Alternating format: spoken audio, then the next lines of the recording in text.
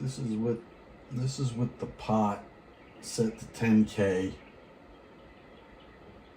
It's about 5K, 2K, 1K. Alright, right there, as you start to short out the pot, it has a little effect. Now the pot is completely shorted out. Alright, but for most of the range of the pot, it doesn't do anything. And it maximizes the amplitude, having the pot at its highest value, not the lowest value. When I pull this down, your amplitudes are dropping. So it's causing the transistor to turn on when it shouldn't be on and dampen the ringing. You don't want that. You want the ringing to ring. So putting it the other way, that gives you maximum ringing and you don't need any potentiometer. Now I don't know if you can see this.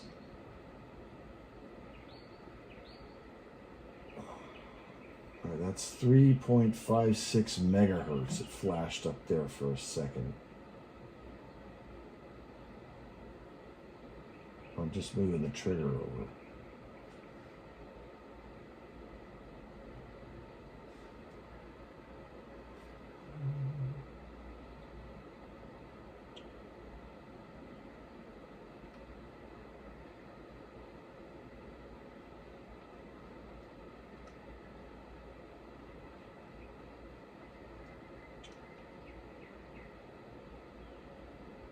Can't get it to give me a good frequency reading on that. I'll have to get it manually.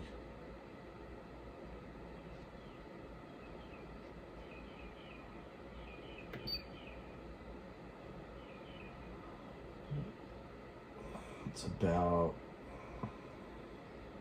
we're at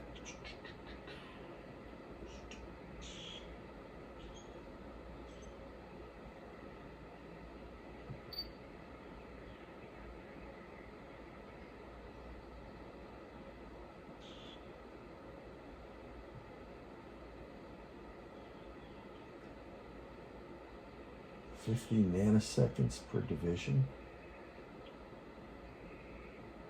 So about 75 nanoseconds.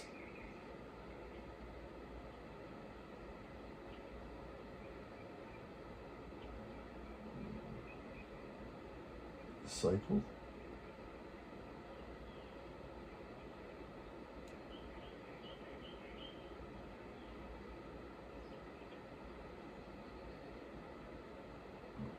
See right there, that's 594 kilohertz. But this ringing up in here is in the megahertz. And that peak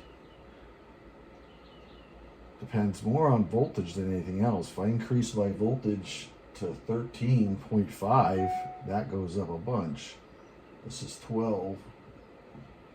That's 12. And it comes down, right?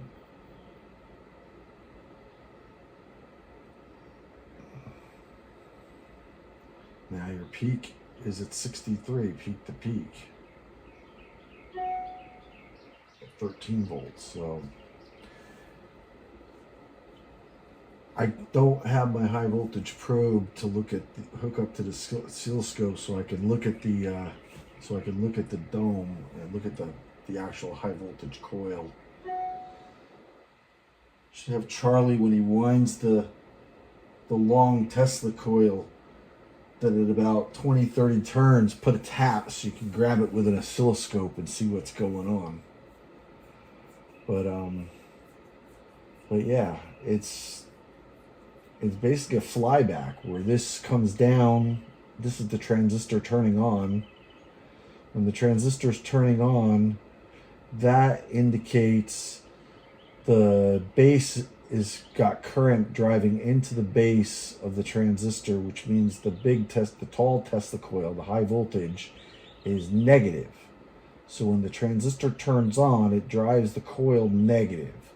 When the transistor turns off, the coil goes positive and flies back and rings with the capacitance load. But every time the transistor turns on, it's driving the big coil negative.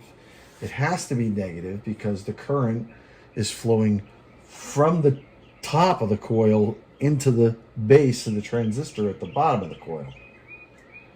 So if the current's flowing that way, this is more negative than this. I don't know if you can see all that. This is more negative than this, whatever. Let's see. Anyway, that's about it.